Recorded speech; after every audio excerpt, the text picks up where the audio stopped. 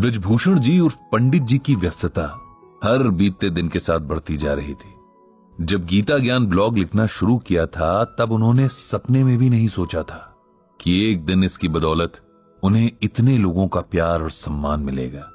लोग अपने जीवन की परेशानियां उनसे बांटने लगे, उनसे उम्मीद करते कि पंडित जी का ज्ञान यानी कि गीता ज्ञान उनकी परेशानियों में रास्ता दिखा सकता है। पंडित जी को सबसे ज्यादा खुशी इस बात की थी कि लोग गीता की तरफ लौट रहे थे और उनके पाठकों में हर उम्र के लोग थे। इस बात की भी उन्हें बहुत खुशी थी कि अपने ब्लॉग के जरिए लोगों को अपना सीखा हुआ समझा हुआ ज्ञान बांट रहे थे। तब उनके अपने घर में उनकी पत्नी सरला जी एक बड़े मानसिक संघर्ष से गुजर रही थी, जिस पर अगर पंडित जी ने ध्यान दे दिया होता तो वे सरला जी की मदद कर सकते थे। लेकिन कई बार हम बाहर की दुनिया में इतना खो जाते हैं कि अपने घर के लोगों की परेशानियों पर हमारी नजर ही नहीं पड़ती। सरला जी एक बहुत सीधी साधी महिला थी। उनका सारा जीवन परिवार की देखभाल करते बीता था। पति और बच्चों, रिश्ते नातों का ख्याल रखने में उन्होंने कभी ना अपने बारे में सोचा न अपना ख्याल रखा। अब जब सब अपनी अपनी जिंदगी में व्यस्त थे, बच्चे अपनी नौकरियों में इतने व्यस्त थे कि पूरे दिन में एक बार भी अपनी मां से बात करने का समय नहीं निकाल पाते थे। पति अपनी अलग दुनिया में व्यस्त थे, जहां उनके दोस्त थे, इंटरनेट ब्लॉग था, लोग थे और उनकी समस्याएं थी। नहीं थी तो बस सरला जी से इत्मीनान से बात करने की फुर्सत। इंसान का मन भी बड़ी अजीब चीज होती है। कभी तो बड़ी बड़ी बातों से परेशान नहीं होता और कभी जरा सी बात पर टूटकर बिखर जाता है। सरला जी के मन को भी एक ऐसी ही बात ने जकड़ कर रखा है। वो चाहती हैं कि सारी दुनिया की परेशानियों का हल बताने वाले पंडित जी उनके भी दुख का हल बताएं, लेकिन उनसे खुलकर कुछ कहती भी नहीं। इस सब में सरला जी के शरीर को नुकसान पहुंचना शुरू हो गया। जब मन में हर वक्त तनाव रहने लगे तब इसका खामियाजा शरीर ही भुगतता है। उनकी भूख मर गई, ब्लड प्रेशर बढ़ने लगा, नींद उड़ गई। पंडित जी ने डॉक्टर को दिखाया, कुछ टेस्ट भी कराए, पर सब कुछ ठीक ही आया था। अब डॉक्टर ने पंडित जी से कहा, लगता है कोई मानसिक तनाव है जो शरीर में ये लक्षण दिख रहे हैं। आप या तो खुद बात कीजिए या किसी मानसिक रोग विशेषज्ञ को इन्हें दिखाइए। पंडित जी बहुत हैरान थे। जीवन में प्रभु कृपा से सब ठीक ही चल रहा था। ऐसी कोई बात तो उनकी जानकारी में नहीं थी जो सरला जी को इस हद तक परेशान करती कि वे बीमार रहने लगे। उन्होंने मन में सोचा कि घर जाकर पहले खुद ही सरला जी से बात करेंगे।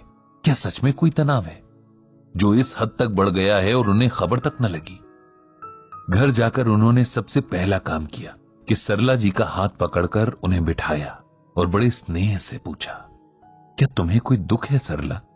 किसी की कोई बात जो तुम्हारे दिल को लगी है? मेरा कोई व्यवहार तुम्हें बुरा लगा या कुछ भी ऐसा हुआ है जिसने तुम्हें परेशान किया है? पता नहीं पति के स्नेह भरे शब्दों का असर था या उनकी आंखों में अपने प्रति झलकती चिंता को देखकर सरला जी के मन का बांध जैसे टूट गया। उनकी आंखों में जो आंसू निकलने शुरू हुए तो लगा आज पूरे घर को डुबो कर ही रुकेंगे।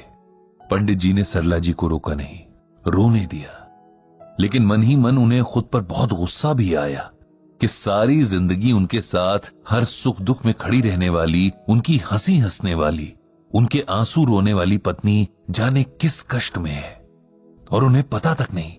इससे बड़ी शर्म की बात क्या होगी कि अनजान लोगों को उनके दुखों का हल बताने वाले पंडित जी को अपनी पत्नी के दुख की भनक तक नहीं है। खूब रोकर जब सरला जी शांत हुई तब पंडित जी ने फिर से पूछा कि आपके आंसुओं की वजह क्या है? तब बड़े संकोच के साथ सरला जी ने कहा, मुझे लगता है कि मेरा जीवन व्यर्थ ही गया। न मैंने ऐसा कुछ किया कि इंसान मुझे याद रखें और न ही कुछ ऐसा कि भगवान मुझसे प्रेम करें। न कोई पूजा पाठ, न दान धर्म, न किसी की मदद, न कोई भलाई ही की। मनुष्य जन्म लेकर भी बेकार ही जाने दिया इसे। मुझे लगता है मुझ जैसा बेकार जीवन किसी ने नहीं जिया। मेरी प्यारी सरला, मुझे दुख है कि तुम ऐसा सोचती हो। तुम्हें लगता है कि तुमने जीवन व्यर्थ जिया। अगर ऐसा है तो इस धरती पर सभी का जीवन व्यर्थ ही है। तुम नहीं जानती कि तुमने कितना सेल्फलेस जीवन जिया है। याद करो वो दिन जब तुम मेरे जीवन में आई थी। कितनी छोटी उम्र थी तुम्हारी, लेकिन तुमने कितने आत्मविश्वास के साथ एक नए जीवन को अपना लिया था। अपने स्वभाव और सेवा भाव से तुमने कितनी जल्दी मेरे परिवार के हर सदस्य का दिल जीत लिया था। तुमने हमेशा दूसरों के सुख की फिक्र की, दूसरों की खुशी में खुश हुई और कभी अपने प्रेम के बदले कुछ नहीं चाहा। ये तुम्हारी बदौलत है सरला कि आज मैं और मेरे बच्चे एक अच्छी जिंदगी जी रहे हैं। ये सब तुम्हारी मौन साधना का फल है। लोगों को गीता का ज्ञान मैं देता हूं, लेकिन सही मायने में गीता ज्ञान को तुमने जिया है। मुश्किल से मुश्किल वक्त में भी तुम्हारा धैर्य नहीं डिगा। सुख में तुम इतराई नहीं, और यही तो गीता सिखाती है। मैं तुम्हें गीता का एक श्लोक सुनाता हूं। यस्मान्नो द्विजिते लोको लोकान्नो द्विजिते च यः हर्षामर्ष भयो द्वैगैर मुक्तो यह स च मे प्रियः। ये श्लोक गीता के 12वें अध्याय में है और इसमें भगवान श्री कृष्ण अर्जुन से कह रहे हैं कि हे अर्जुन, जिससे किसी को कष्ट नहीं पहुंचता तथा जो अन्य किसी के द्वारा विचलित नहीं होता, जो सुख दुख में, भय तथा चिंता में समभाव रहता है, वो मुझे अत्यंत प्रिय है। हम सबको लगता है कि इस दुनिया में आकर उसी का जीवन सफल हुआ जिसने खूब सारा धन कमाया या खूब मान सम्मान कमाया, जिसके पास बहुत सुख सुविधाएं हैं या जिसे लाखों करोड़ों लोग जानते हैं। हम सोचते हैं कि ईश्वर को वही भक्त याद रहता है जो बहुत सारा दान करता है या रोज व्रत उपवास रखता है या नंगे पैर मीलों दूर की तीर्थ यात्राएं करता है।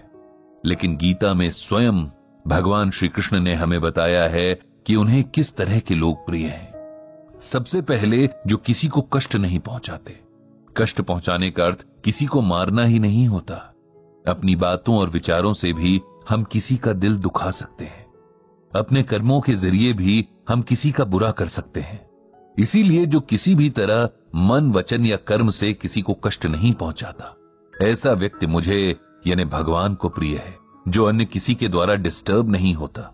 मतलब अगर किसी ने जाने अनजाने आपका दिल दुखाने वाला काम कर दिया या कोई बात कह दी, लेकिन आपने इसका बुरा नहीं माना, उस व्यक्ति के प्रति कोई बुरा भाव मन में नहीं लाए, तो आप मुझे यानी भगवान को प्रिय लगोगे।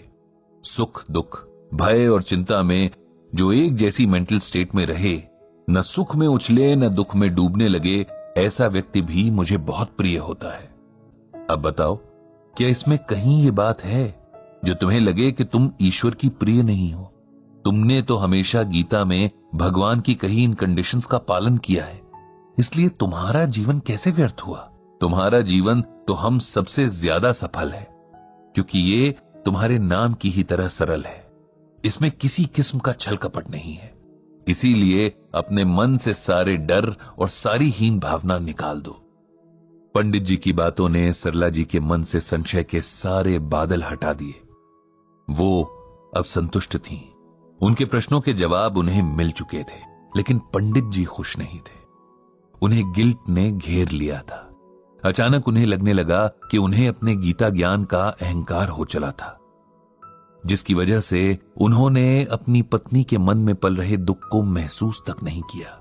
गीता तो अपने आप की खोज करना सिखाती है, अपने हर भाव को महसूस करके सही गलत की पहचान करना सिखाती है।